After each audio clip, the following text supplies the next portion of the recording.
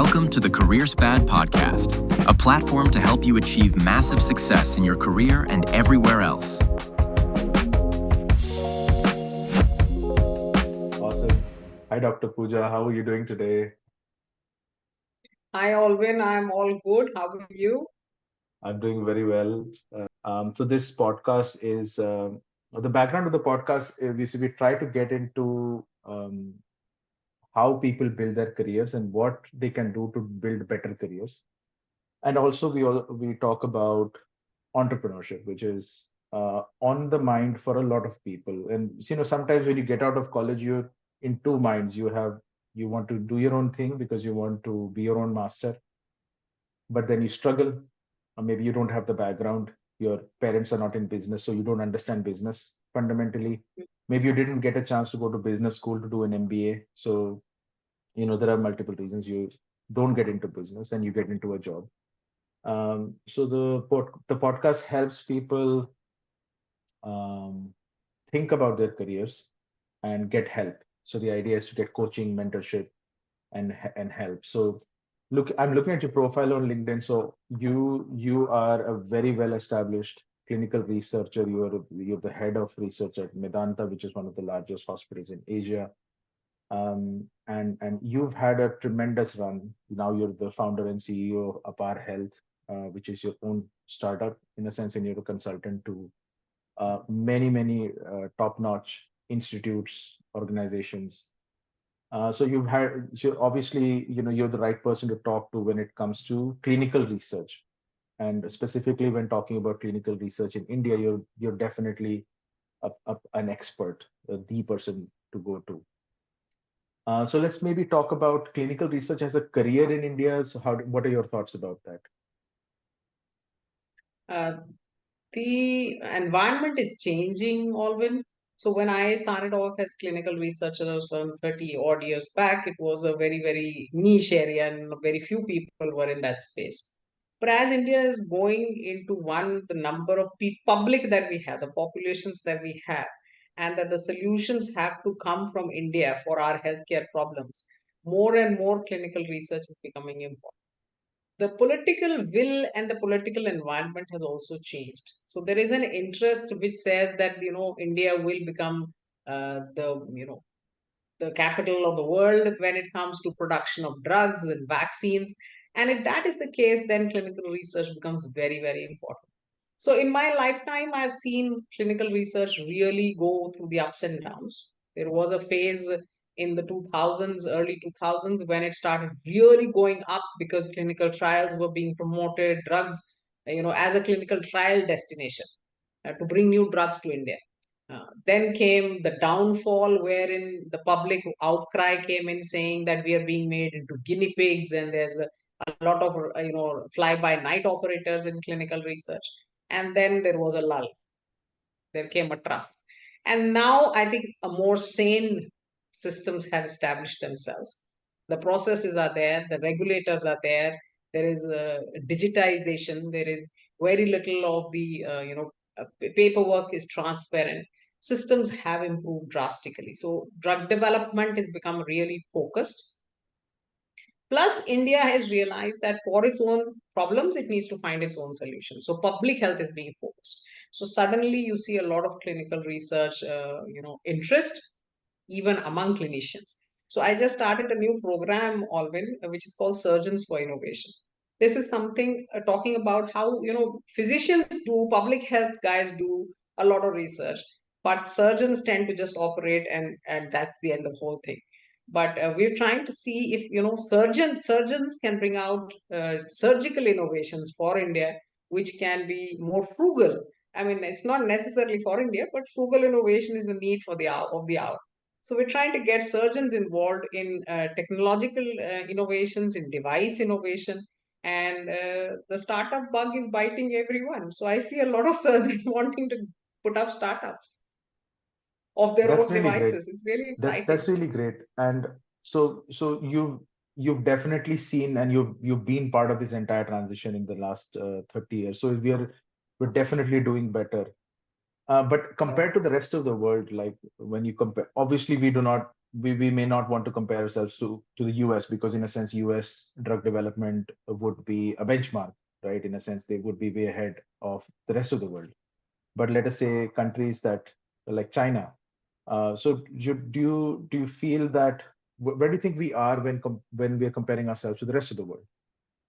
So let me divide this into two parts, your question. So one is, whether we're looking at research, and the other is looking at drug and device development or technology or, products in the market. Uh, Wherein goes research, research output is assessed by publications. And interestingly, the last few years, trends have been that India used to be seventh or eighth in global publications. Right now, India is third in the global publications. Of course, top is China, then comes the US, and then is India. So India is ahead of many countries, including Australia, including Germany, including European countries, which were quite ahead of us, right? So India is come up. I would say that the quality of publications isn't still at that level where India would really want it to be, or but the publications have definitely improved, and the number has definitely increased. So that is regard the research output. When we come to product development, India is now the vaccine capital of the world. India is developing vaccines. Frugal vaccines If I may are just being interrupt developed. you, if I may just interrupt you there, why is India the vaccine capital of the world? How do we India say that? has India is now developing. It has the top five vaccine developers with the amount of volume of vaccines that we Okay, make. got it.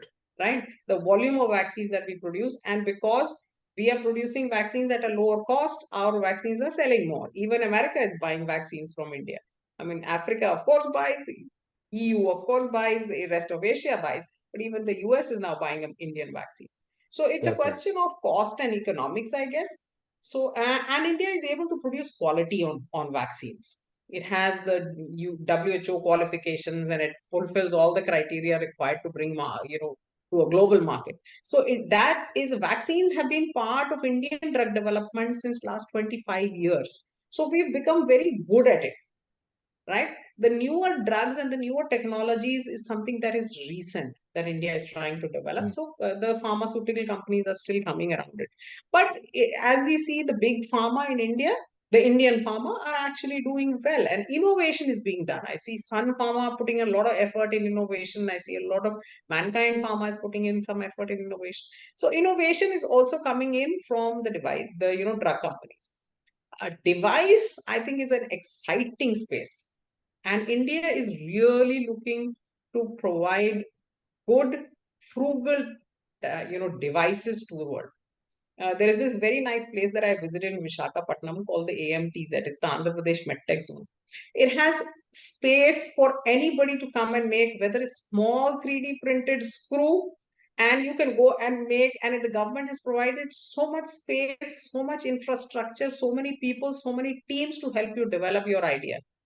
They have created that ecosystem that used to earlier see, whether in Israel or in China, that used to be there, that everybody is in one space, that if you need somebody, you don't have to go looking for him or where to find this person.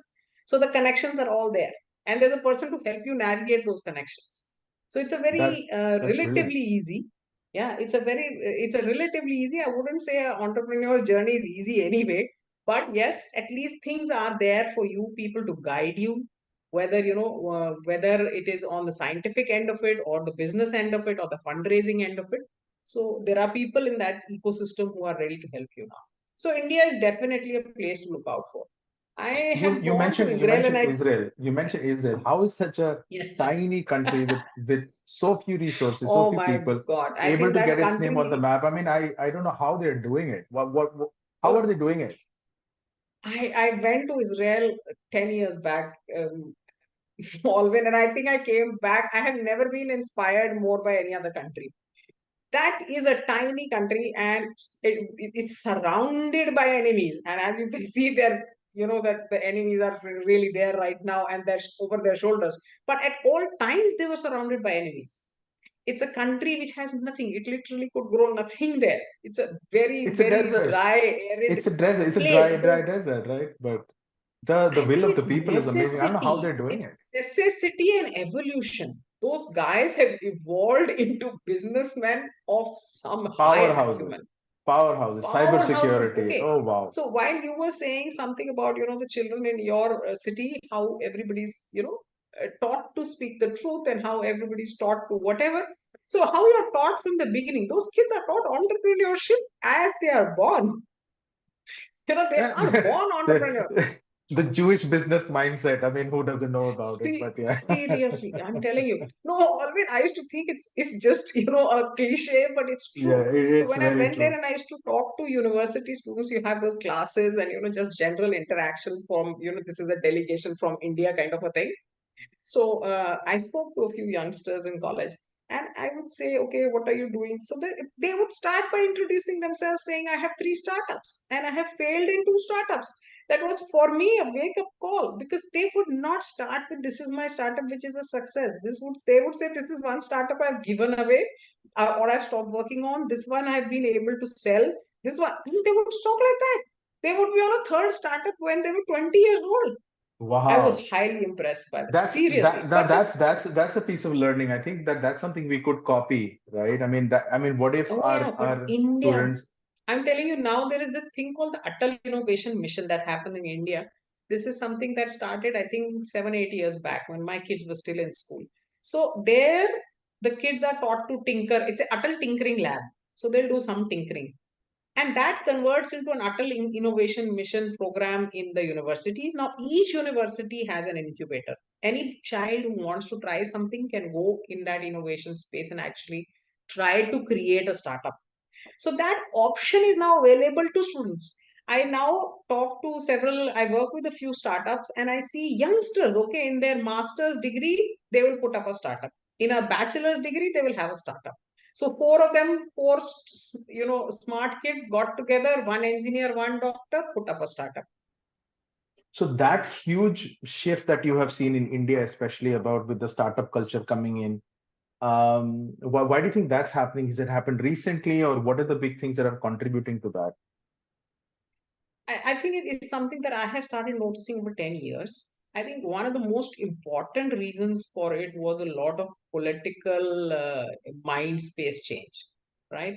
And instead of, being that we will provide jobs to everybody, they decided we will create job creators. Mm, That was a mindset change from the top. And from there came this Atal Tinkering Labs, which started in class 5, 6, and children were taught to think beyond. Earlier, we used to be like, I remember my mathematics class. If you think a different way of solving the problem, teacher will say, no, no, no, no, you have to do it like this only, because this is how the student will be marked. You can't find an alternative way. But now, Atal Innovation Mission is telling children find a different way, mm. do things differently, find a new problem, right? So that has created a mindset change. Then the environmental change. Okay, I think youngsters today don't want to go into a job and look at 10% increment throughout their life. They're looking actually, how can I make quick money? How can I Mm. actually have 4 people and how can I retire by 40? That is the aim, right?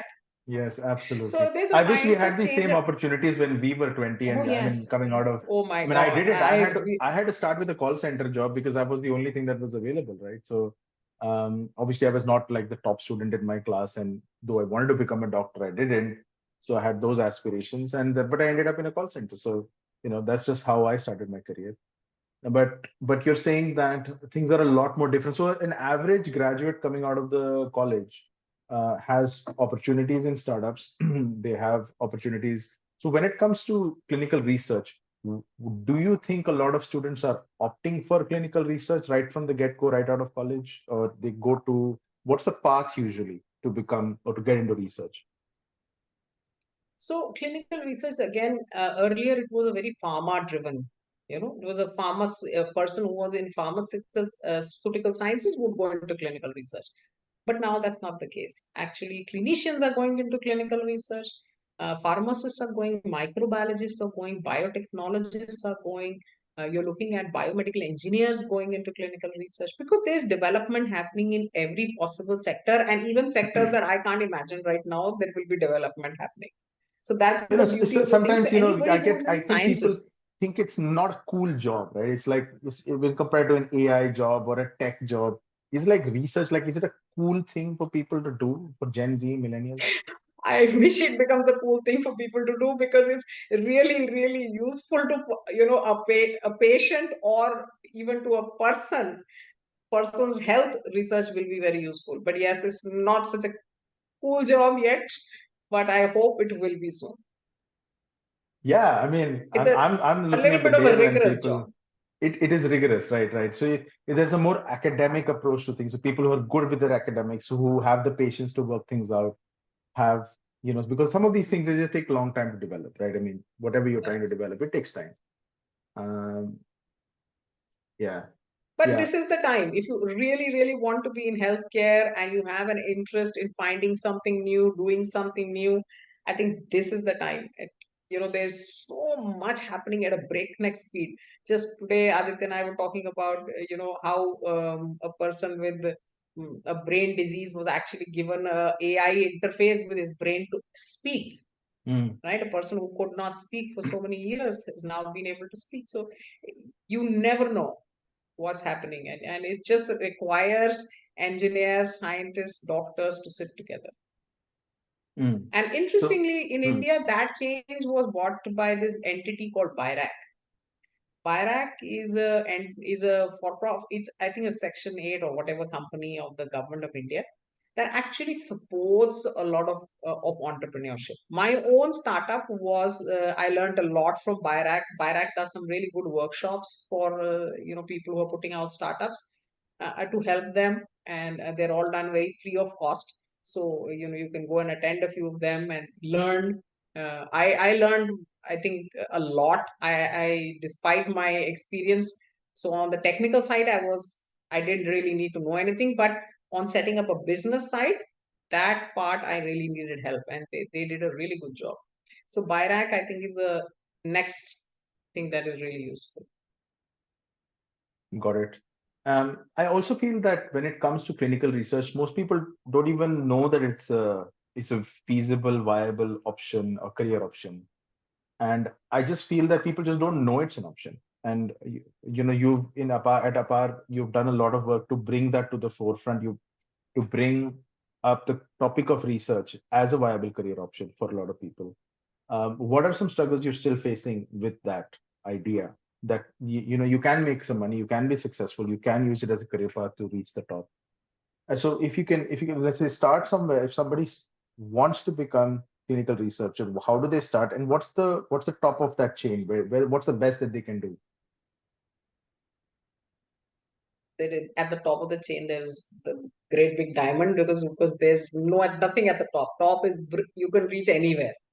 And let me give you an example of what would be a clinical researcher's. We've started some programs which are target. It's a program called Spark, which is now targeted towards 11th and 12th graders.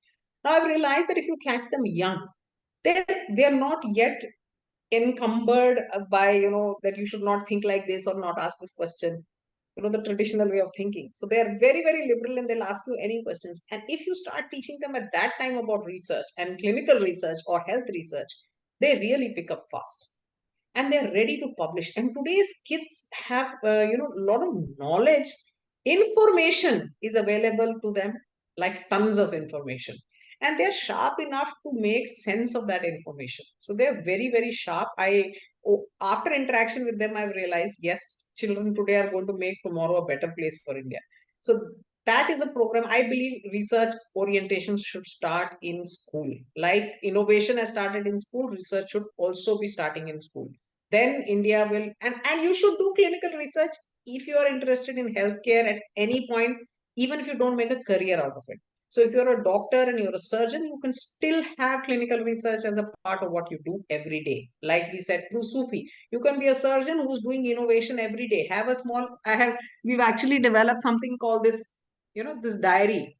So it actually says, put it in your pocket and keep ideas on it. So every time you have a problem or you face something with your patient, can you just, put an idea? What if I had a dressing material which was like this? What if we could have a suture? What if we could have a needle? What if we could have an artery forceps like this? Right? It's the what if, the question that is really important. Then, of course, those people who want to make clinical research in pharmaceuticals as a career, I think it's very important to start again very young. My son has chosen to take pharmacy as a career. And like 15 days into his program, I've told him, one, he needs to start reading beyond his books. He needs to understand what the environment is, what's the business environment of pharmaceuticals. He has to understand how drugs development actually works, how drugs are developed for a particular disease, and how drugs get left behind. What are the drugs that actually go into the future? So he needs to do that, and he needs to have a peer group which pushes him. So identify a good peer group is what I will tell everybody. Again, as my mentor used to say, he said, if you have a tea buddy who just talks about people and cribs about people, you rest assured you're not moving anywhere. And that holds for any point in time in your career. You and I remember, or whenever we've had tea, Alvin, we talk about ideas. So if you have a tea buddy who talks about ideas, that's the only way you're going to move forward. So I surround think that's yourself by brilliant. some I good think that's peer brilliant. group. I think how you're being able to give surgeons, doctors, people who are already doing a job, and giving them a platform or a tool so they can move sideways and contribute to the overall literature out there, Yeah. to contribute to the overall progress. I think that's amazing. It could be even mandated in the future. You never know. So, maybe everybody wants to do research. So yeah, so on that question, so do you find that a lot of surgeons and doctors are actually doing a lot of research? What are some numbers in that, like 20%, 30%? So physicians, I think 80% would be doing some kind of research in India. They would be doing their own personal patient research, or they would be doing some drug development for some, with some big pharma or small pharma or whatever. Surgeons are lesser. Surgeons would be around 20%, I think. And I think that is really needs to change. And that is changing fast. I'm seeing surgeons, anesthetists, uh, so there are a group of people who can either innovate, and then this other group of people who don't have these brilliant ideas but are able to help with the business plans. So there's this group called the Health Quad in India, which is currently one of the biggest, angel networks in healthcare sector, which is driven by doctors. So the guy whose actually idea it was is an anesthetist, and a lot of surgeons are coming up with ideas. So I work right now with a surgical group, and the surgeon there is taking 4 products to market. One of them has reached the Indian market, going to the US market now. And these are simple products. They're not, and believe you me, it's the products which are frugal and are required more often, which are the bigger market than products, and much more useful, right? So a It's catheter, a like the band-aid urinary approach, catheter, right? I mean, even if it's a small thing, but it has a huge market, basically. so like a Foley's catheter, we're working on a Foley's catheter. This Foley's catheter is a small thing, but it's used for everybody who comes with a urinary problem or even is being hospitalized for surgery. Well, everyone gets a Foley's catheter, right? It's a urinary catheter. Got it. And can we make a urinary catheter which is better, less painful, no chance of any complications, antibiotic, no chance of any infections coming from it?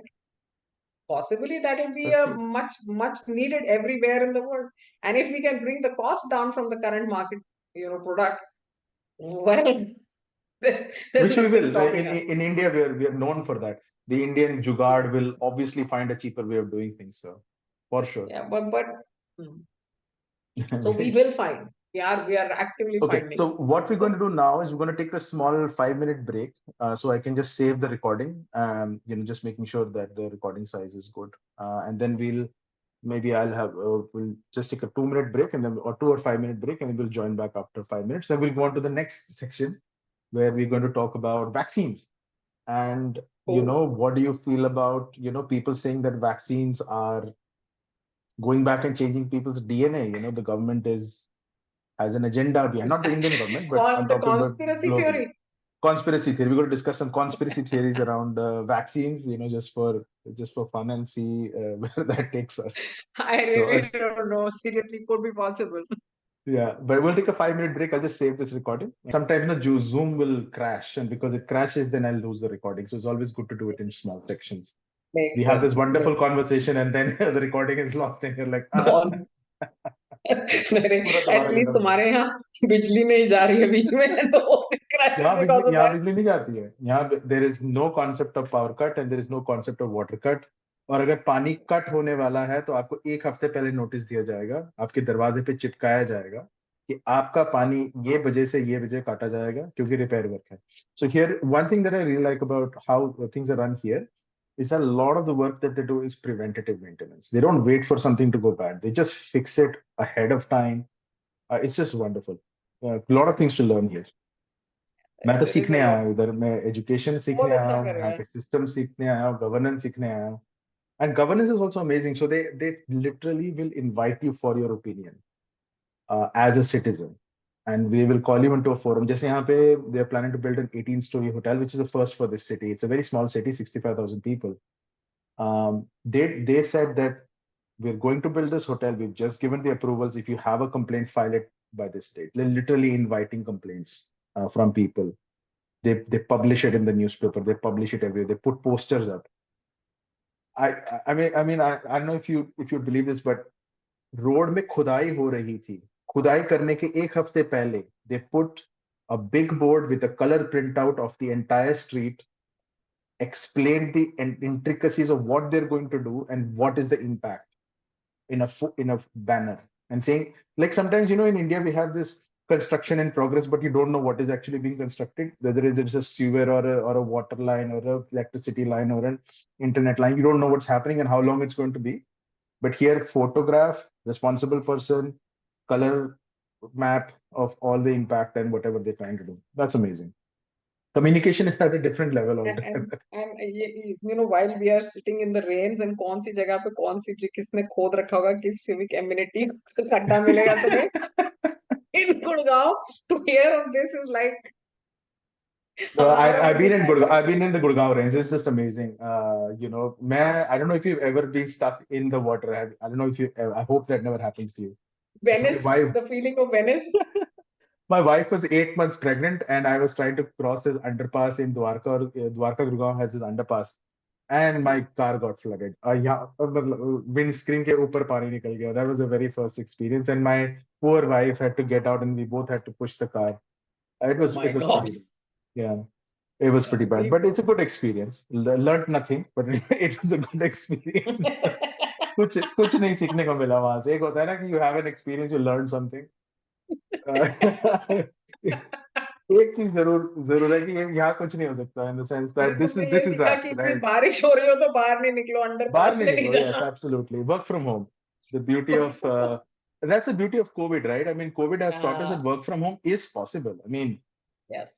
right to return to office RTOs are happening right now, but it taught us one thing for sure कि that work from home हो सकता है, चाहे 2 दिन नहीं सही, but it's possible. Awesome. So you're having fun so far, Dr. Pooja? Very much, very much. You're It is having all fun? always Okay, fun great. talking with you always. And By before the the way, break, sorry? yeah. No, before the break, we said that we're going to talk about uh, different types of vaccines. I think that I feel that the government, or any government, not just one government, tends to lump everything as good. So all of those mRNA-based vaccines versus the, what is that? I forget the name. Live Where you, sorry, the live attenuated killed attenuated vaccines. vaccines, correct. So एक होता है where is just one concept where you attenuate the bacteria or whatever and the virus, and then you inject that to achieve immunity, which is good. That's how the body naturally does it. But then you have this other one, which is the mRNA base, which has the danger of going back and actually interfering with your DNA at a DNA level, right? So, what is the difference? What do we call them? mRNA-based vaccines. What do we call those vaccines? mRNA vaccines. Yeah. mRNA vaccines. So they're reverse writing your DNA. They don't go into your DNA really always, they just stay in your RNA. So they just are messenger RNA vaccines. So they will just, so DNA is the code, right? So they don't change the code. They change how the code is interpreted. Okay, I believe you. Okay, I'm not, but this is a it's a very, very controversial topic. And because that vaccine does not impact India, I really don't bother about it too much. But do you feel that that it's possible to go back and write or to impact people's DNA by using such technology, especially with maybe like a There is so many changes disguising happening. something inside a vaccine and forcing people to So take it? Do the you think? 30 seconds break you took, I actually went back to a little place in Ayurveda that a friend of mine, Geeta Krishnan used to talk about. So Ayurveda has this concept of that you have a prakriti. Prakriti means your nature. There is something that you are born with, which is a janma prakriti, which is your genotype, right? That's what you got as your genome and what is your, mechanics of it. But are you exactly what that was is not really true, because there is a phenotype, there's an external influence that keeps changing it. And this influence, so you may structurally be a lean person, but if we keep eating, you're not going to stay lean, right? You're changing your phenotype. So there is Is it this. the same thing as epigenetics? Yes, so it is the same Okay. thing as epigenetics, right? So the epigenetics is continuously changing our genome, is changing how we are, our phenotype. And also the material is also passed to our next generation. So it's modified and passed to our next generation. So we continuously are being exposed. So viruses and vaccines are not the only thing that is we are being exposed to. So We are so being what I'm exposed hearing you to say is there is something carcinogens. called as herd immunity, right? There is something that Yes, yes. exists. Herd It's not a immunity for sure. Herd immunity is a definite so thing. what that means is that if 20 people out of 100 get immunity, that helps the whole herd. How does Yes, that work? the immunity is something that has been used for the polio vaccine campaign forever, right? What happens? That's why you used to do the mop-up campaigns of polio. You remember that, आज के दिन सबको polio लगेगा, Hmm. right? So that at that time the circulating virus is completely changed. So Hmm. even if the outer ring of people, it's like in a herd, the more aggressive, strong animals are at the side. So and the weaker ones are in the center. So if any aggression comes, the herd itself will stop it. Similarly, if you're surrounded by 5 people who are immune, you will tend to not have, because where will you get exposed from them? Got it. Got it. So the carriers of the virus reduce over a period of time. So that is the indirect definition in a sense of herd immunity. It's not like because my partner is immune, hence I'm immune by just No, staying with my partner. That's not the logic, right? So the that's logic not is the just the concept. carriers of the disease or carriers of the virus are much lesser, Yes, so the herd is overall immune. protected. Okay, that's a great thing. Since you brought up Ayurveda, I think we'll also delve a little bit into alternative medicine. So if that is a good Mhm. topic to discuss with a clinical pharmacological expert. So how does the pharma industry view alternative medicine? And because I feel that pharma goes out of the way to kind of maybe big pharma especially try to push out the smaller players who and they have good concoctions. Sometimes definitely in Ayurveda, I know that for sure. Um, the concepts are there. I mean, there are proven cases. Then you have alternative medicines with, let's say, mushrooms. I don't know which therapy mushrooms fall under. Where do they fall under? They have their own. And then you have what is that one which homeopathic medicine, right? That Europe is blows lot my into mind. homeopathy. That that is Dilution. just mind blowing. It works. Yeah, I mean, and the it fact that it works. works is the irritating part, right? It's like Schrodinger's cat, right? I mean, it's like it just is, right? So so maybe we'll break the discussion down into a couple of points. So first, we'll start with maybe how does big pharma treat the other? Do you feel that they tend to push out these other forms of medicine, which are also not equally effective, but useful? So yes, I believe that, but this is again my personal opinion only. I believe that, health needs to be a holistic situation. It's an equilibrium of living, right? And that holistic situation cannot be solved by only one type of medicine or one type of treatment. You need to do 4 types, 5 types, and especially like you were speaking, Alvin, prevention is possibly better than cure. Now, modern medicine or the big pharma are focused on the cure, whereas much of the alternative medicines are for a lot focused on prevention, right? Whether we talk about yoga or we talk about whether we talk about homeopathy says that, even young children for, improvement of immunity, they start giving those small drops from the very beginning when they are small babies. So, and Ayurveda says the same thing. Yoga says the same thing. Make it a part of your routine life. You and I eat so many spices and condiments which are actually part of Ayurvedic medicines. We are eating turmeric every day in our, daily Cinnamon. food. Yep. Yeah, cinnamon, turmeric, black pepper. When we started making kara for the COVID, and which actually we published in one of our papers, was a very effective method. What was it? It was a lot of piper, which was just different kinds of condiments that were put together. So all those things actually do work. So, and prevention, right? So prevention, as the, big, I would say, market driven economies understand that prevention is a bigger thing. More and more, and in India, I'm seeing advertisements for a yoga retreat in the US. It has started coming on television now, right? Come for yoga to the US. I'm like, okay, they finally found it. So Yeah, it this is is another definitely. version of the hot. They had that hot yoga phenomena, right, where you're just switching off all the fans, and that was a completely different thing than this yoga Yeah, phenomenon. man, That was we do it something all else. the time, right? It's hot Yeah. all the time. And whenever we do yoga, it's hot yoga. Poor Bikram can go do what he wants to do. But yeah, so I think it's a lot of it is the big pharma. And one, you have to understand health is a bigger thing, right? One, there's an individual health, then there's health, illness, and then there's a public health, the bigger picture health, which the, healthcare facilities, groups, hospitals, industry have to talk about. So yes, big pharma possibly is warping it a little. And it's time for individuals to realize what works for them. And Yeah, it's and this is again, this is my opinion. I'm not an expert, but I mean, I can have an opinion. I feel that, I mean, I was reading this article where this mushroom called turkey tail really makes a difference in beating cancer, all kinds of cancer, and combined with lion's mane, reishi, which is another kind of mushroom. But I do not see big pharma taking this up, extracting the compounds. And there was a time when I really wanted to even start growing cordyceps. I didn't hear anyone talking about cordyceps as a remedy for COVID.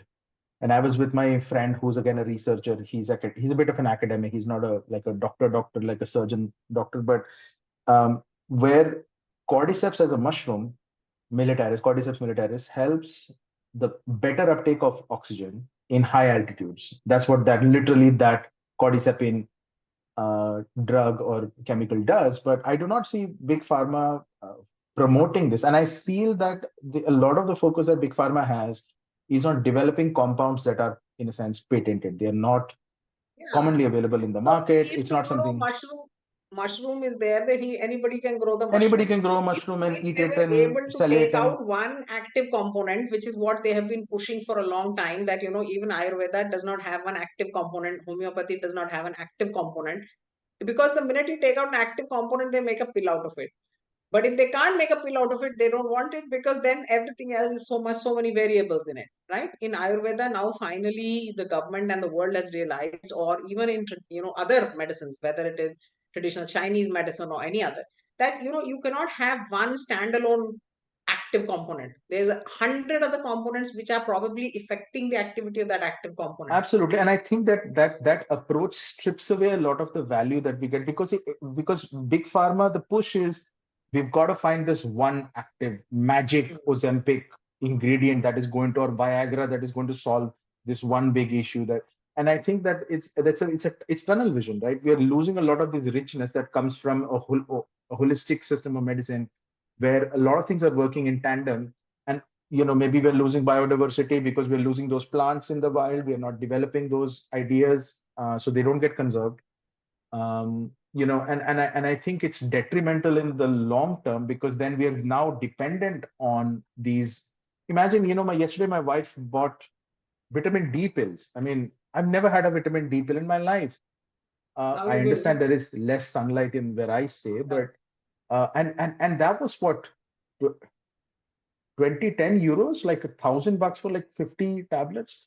Where have we reached, right? I mean, earlier I could just stand in the sun for free, and now I'm having to pay big pharma again it's a nutraceutical, it's developed by some big pharma. I'm having to pay them for something that my body could naturally produce, and now I'm dependent on medication. So, what's Yeah, your but opinion on imagine that? Where do you're you think we're doing this in headed? a place which has less sun. All when people are doing it in India where there is so much sun all around. There is vitamin D being sold like nothing, right? Everybody has, there is a So bit hyper what toxicity of vitamin what's with D. the pill popping? I mean, what's with the pill popping? Is it something that we're being trained on? Do you think we're being trained to pop a pill? I mean, I wouldn't take a pill. No, I I think wouldn't this take a training pill. has just recently come in, and there, a lot of it is the stories created by let's improve our immunity, and but then there's this whole reclaim our can we eat healthy, narrative also starting. I think the beauty of democracy is that all narratives will start, and you can pick up the one that works for you. Yeah, yeah, very true. Though I'm very thankful to big pharma or to big hospitals, especially. For example, when my mom was in COVID, she was maybe not going to make it, but they had these particular medicines which were very, very expensive, and they were able to procure those in that very hard time. And they were given, and she was, I forget the names right now, but she was able to be saved in a sense through the category of life-saving medicine. So definitely a case to be made there. So firsthand, I have seen these things work, right? I've seen these highly advanced medications. They're very expensive, but they work. I mean, they work in certain cases when a person is in the ICU, they're in uh, you want those medicines to work. So definitely a case to be made there. But the larger question that I'm thinking about is, okay, what about holistic medicine, and what are we doing to conserve ideas that people have known for generations, people have known for centuries. The starting with the druids of Europe, of where they are making concoctions. We've So come a India is long way. finally waking up to this, at least, Alvin. I mean, China already has done a lot for traditional Chinese medicine. And just a second, my dog has decided something. Amber,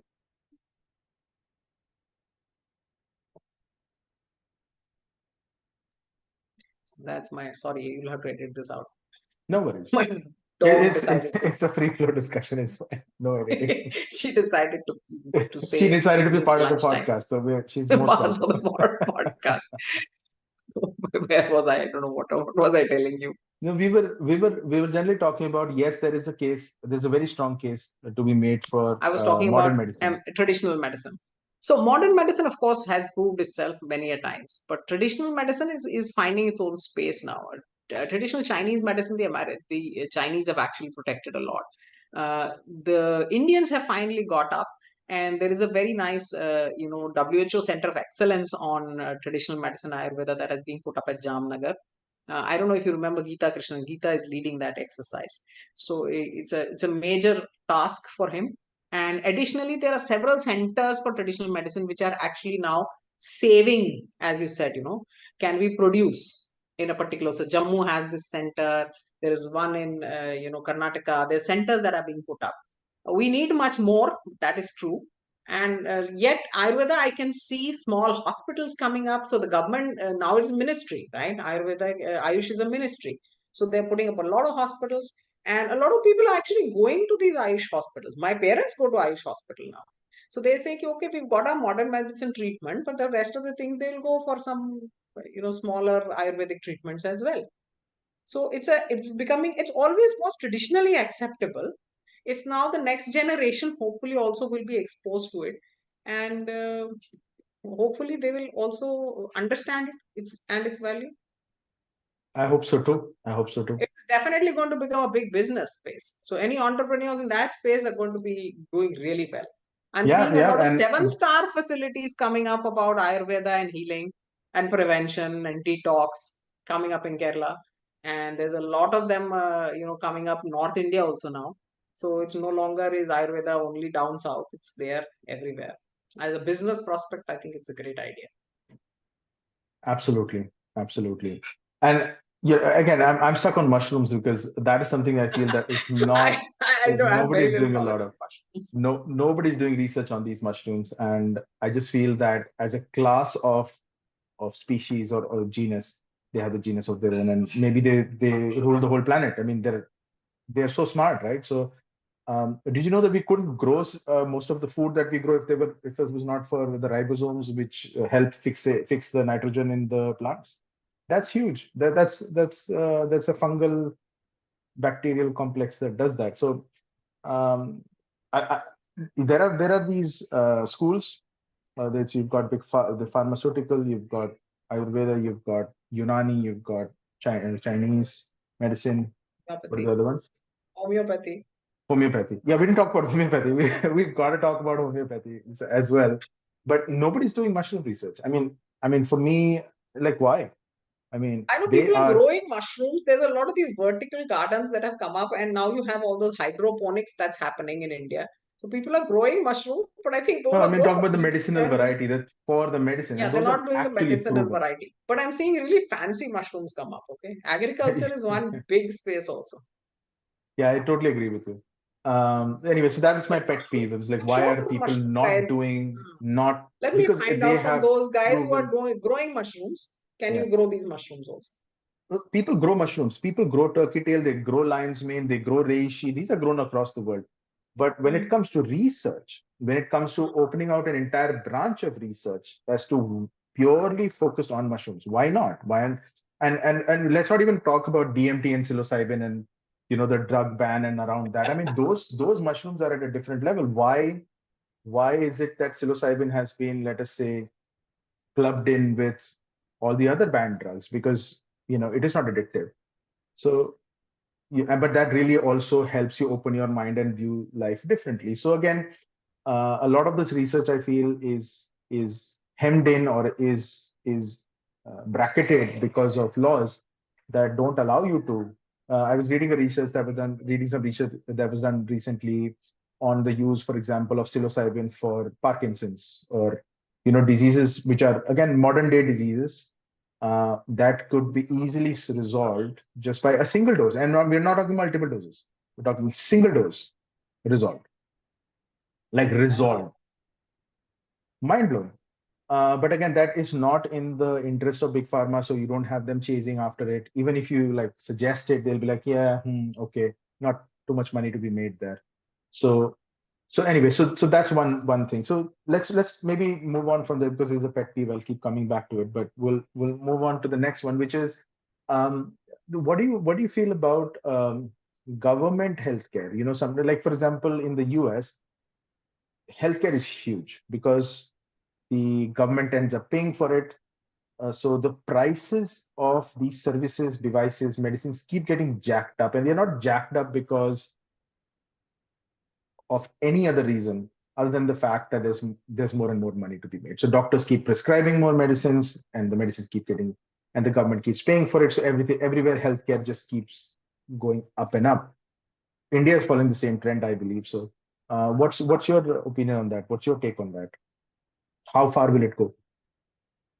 I'm hoping India is a socialist democracy, and they will realize that they cannot, do this, follow the methods of the US. There will continue to be hospitals which are going to be the seven-star facilities. Not everyone can afford, but those who can should possibly go there. Because again, we are a socialist society. If you want to buy something really expensive, you should have it in the market. But as our healthcare system goes, I believe the only way for India forward will be to have good insurances, and whether these insurances are government-driven ones that have started now. So what's happening again? I've realized that I've adopted this new word equilibrium, and it takes time to reach equilibrium, right? Some change has started. So it will go up and down and up and down and just slowly settle to an equilibrium point. It has started. Government has put out these policies which are not currently acceptable to the systems that are running. But I'm seeing, I mean, there is a friend of mine who runs a chain of hospitals in tier two cities. He's actually able to run very well, provide excellent services to people on just the current government, um, whatever, whether it is the CGHS, ECHS, he just provides to them. He doesn't provide, he has a frugal system behind it. He has a frugal policy. He does not waste any resource, and he's able to provide good services. And so I think that, equilibrium will be reached, and finally it will be all around insurance. But yes, India will at any point provide frugal work and show the way of frugal healthcare to the world. And definitely a part of that will have to be preventive healthcare, because otherwise it can't be fruit. Absolutely. So true. So true. But I think eventually we are going to get caught up in the same way because Well, I mean, let's see if greed comes, greed, then greed greed is greed comes. is greed is a given. I mean, Powerful. we're all going to get greedy at some point. At some point, the big corporations, whether it be social media corporations or this corporation or GMOs like the Monsantos of the world, controlling the seed Yeah. DNAs, or big pharma controlling the drugs that run us. So eventually, that there's going to be a big corp-driven mm, ideology. Um, and at some point, the government does play to that, right? So but one thing is for sure that as this idea gets bigger and bigger, there is going to be enough careers to be made, right? So there is Oh, enough money to be made, there's enough careers to be made. The sky is the limit, like you rightly said. So do you find that a lot of researchers who start their research here, whether they are on the clinical side or otherwise, do they tend to move out of the country or do they continue to do research inside the country? Do you think there's enough opportunities for research?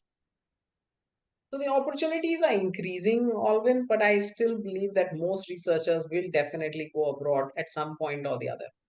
And because of one, the fact that the quality of life is better there, the struggle is much lesser, you are much easier recognition, you're able to do your work, and you're able to actually produce your results. You're not hemmed and hawed by a lot of other people.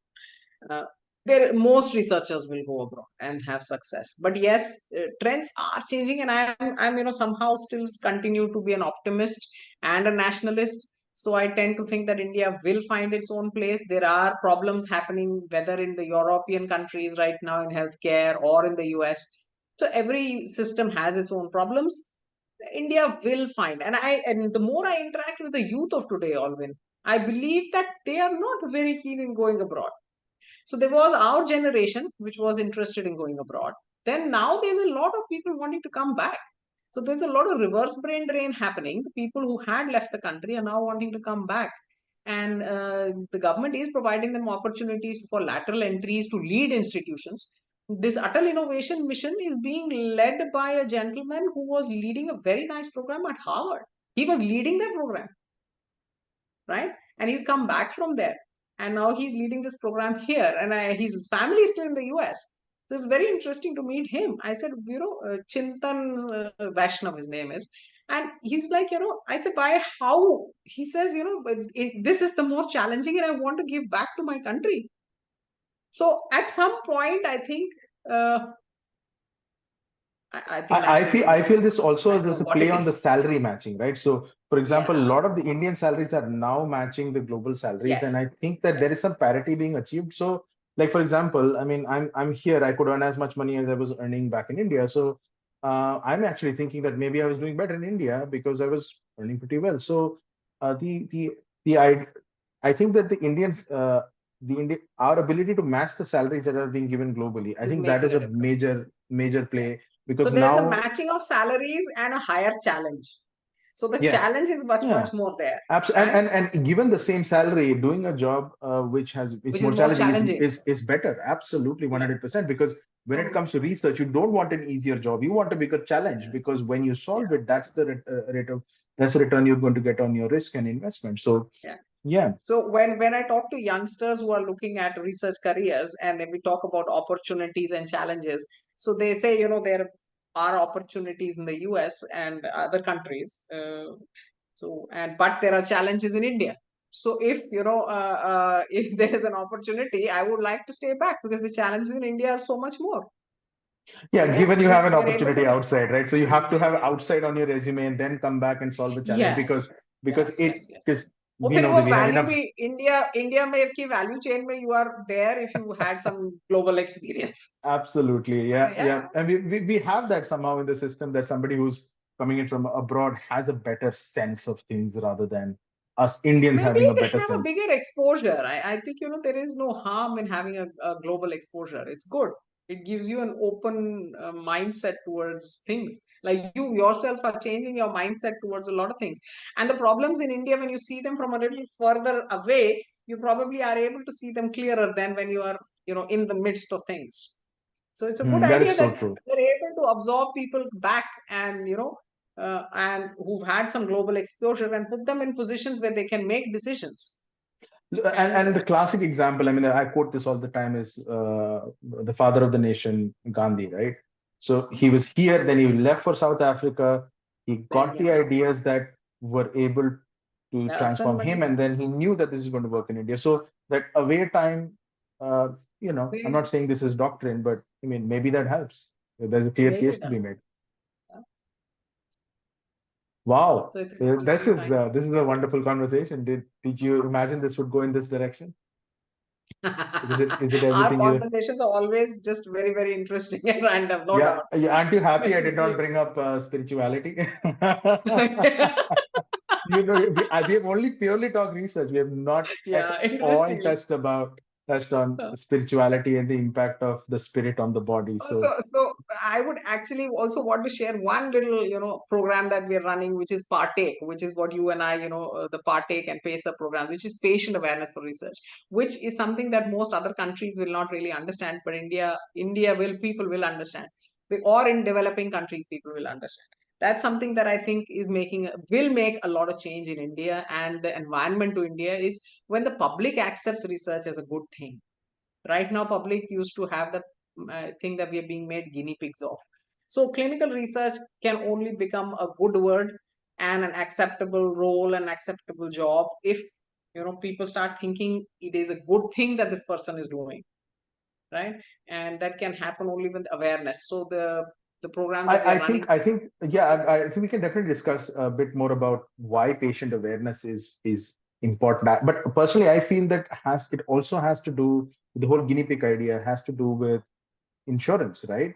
If if someone wants to participate and they know that if something goes wrong, that at least them or their families are compensated for, and there is a backup in place, then yeah, research not a problem, because things go wrong, and that's why we have insurance. We drive cars and we get into an accident, okay, we have insurance, we can pay the other person, we can pay ourselves, and if we stay alive, we walk away from it, great, we get to enjoy that money as well. So i think uh, I think from a patient advocacy point of view, I think this is my view. Again, I'm not an expert.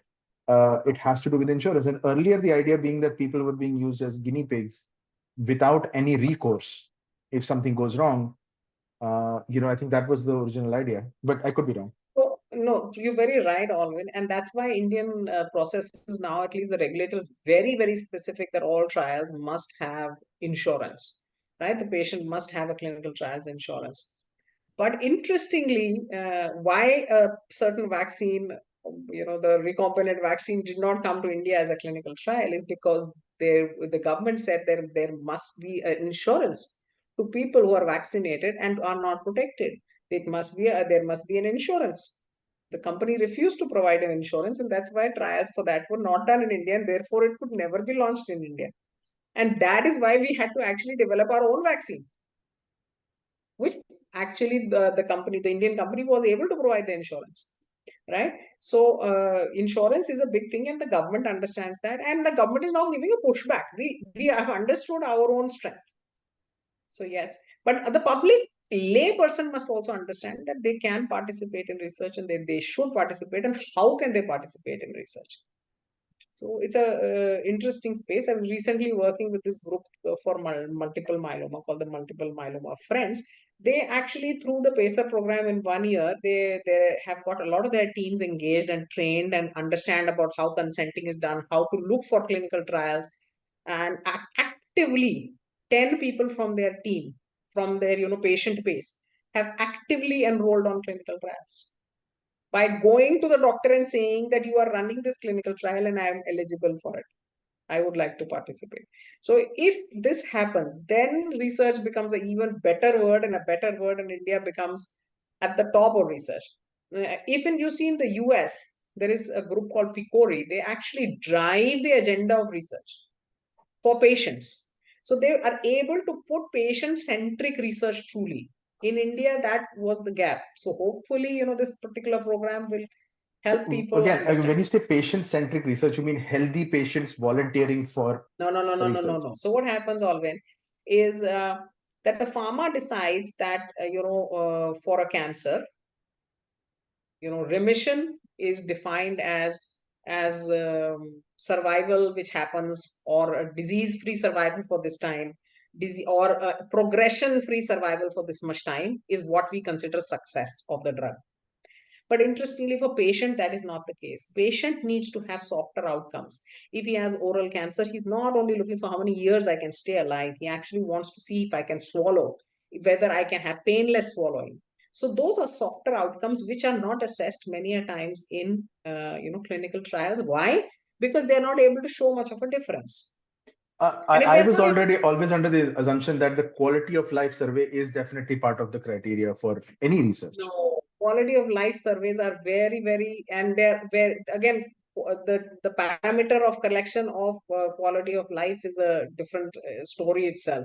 So, but many a time they are not as a primary outcome indicator. So this particular group indicates what groups, what patient should be included or excluded. We have issues where women are not. So there was a multiple myeloma patient who said that I wanted to participate in a vaccine trial, but they didn't let me participate because they said that, she said, but then I received the vaccine. Then how do I know if, despite my disease, if my vaccine did well or not for me? They should have taken me on a trial. So whether, these kind of things should be, if the patient has a voice, then So these just will, to recap what I'm understanding, so the more the patients know about a trial, they can ask to be included. That's what you mean to yes, achieve yes, with patient yes, advocacy. I yes. remember And this is asking something. when my father was admitted at Gangaram Hospital for a stenting procedure, and he Hmm, had a mild heart attack or some arrhythmia. hmm, Um, I don't know if that's the right term, but I literally went to the doctor and said, are you conducting any trials? Can you include my father in a trial? see, Because I was very aware of it through Medanta and through the ethics team that ethics of you were leading at the time. And they said, no, you don't fall. We are running a trial, but your father doesn't fall into the inclusion criteria, so we cannot take him. So that was a good answer. But you're saying that if a lot more people know about it, they will ask for trials, and then what changes after that? So let us say a lot more people are asking for a trials. Then lot what more happens? trials will happen, a lot more products will come to India, a lot more new drugs will come to India, right? Right now, drugs don't come to India because though India is a very big market, they believe that one, because we don't have any numbers of patients. हमारे पास कोई registries, we don't have registries, so we don't know how many patients are there in that data, of that kind of disease. So the company says, for me to find out what kind of numbers are there and then bring in my rare disease product, which is only for say 500 people or 1,000 people, it's too much of an effort to launch in So, India. so on the registry point, I mean, that's an absolutely brilliant point and a valid point. I mean, so isn't it automatic that everybody gets enrolled in some registry? It's not the case.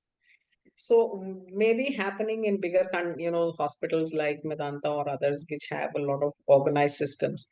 But in many hospitals, it's not the case. And in several big government hospitals, several big medical colleges, it's not the case. So India has a lot of data, but that data is not collected. And if that data is collected, it is not analyzed. There is no uniformity in data collection. So all that is being considered. ICMR and DHR and all the other entities are actually working hard on it. But it is again, it's a long. The elephant will take time to get up. It's not going to be Yeah, very flying true. and it's up. Very, very true. But as long as we have brilliant people like you working on the problem, bringing about the awareness, I think I think I don't know, maybe this lifetime, maybe another one, uh, maybe we come back in a Now, I reincarnated mean, I think form. everybody's got their limited number of karma to do. And so Very true. I have realized that I had needed to expand my karma. And finally, I am in a space where I'm running 5 different programs for 5 totally different group of people to create research and research awareness, whether it is patients, whether it is students, whether it is professionals who want to get into clinical research, or whether it's startups who are looking at how can we take product to market, or who are surgeons, how can we look at creating new devices. So whether this works, doesn't work, is the beautiful part of entrepreneurship is that you go along the story and then the story winds you up. It takes you different So ways. true. So So true. The you only meet way to different people. only way to know the future is to build it. So you're building it, and that's the future you're building, and you're making a huge impact in the clinical research area. So for our viewers, listeners, where can they find you? How can they get in touch with you? So I have a nice website. I don't know if you can share that website. I'll send you the link. They can look at the website. I'm there on LinkedIn. You can share my LinkedIn profile. And my website even carries my number for those who are in India who want to call me. Yeah, I'm all available to listen to me. Awesome. Awesome. Thank you so much, Dr. Pooja. We'll call you in another time. I still have a lot of discussion, maybe mushrooms and how the government is, controlling Okay. people Oh, through I'll find vaccines. out. There is a startup on mushrooms in the Bionest at Faridabad. Let me find Mhm. out what they are Yes, growing. yes, and I'm all for conspiracy theory discussions about government control and all of that. It's very exciting You for and me. me. uh, because I need a better job. You're definitely making an impact, but I definitely need more work to I have too much free time on my hands. So I'm reading a lot of conspiracy theories. But again, it's a pleasure to have you on, and hopefully we will catch up another time, and we will discuss some of the other topics, especially related to vaccines, and because again, I have a lot of thoughts about mandatory vaccines and Oh. how they are how Oh, I think how they Europe should be has a abused. very strong feeling about mandatory vaccines. They don't have mandatory vaccines, especially a lot of the culture which is uh, Catholics. They're very Mm, strict about yeah. this mandatory So and vaccine. plus, I need to talk about spirituality. You didn't let me say anything Yeah, we about missed that this time. spirituality. I just feel that the human body is a spirit, and when your spirit is hurt, your body is sick, right? So let's talk about that. And spiritual healing, True. for example, is a topic we need to cover. So once again, we'll catch up. Thank you so much for being on the show. Have a great rest of Thanks the day. always, as always, it was lovely. Okay, Bye. bye.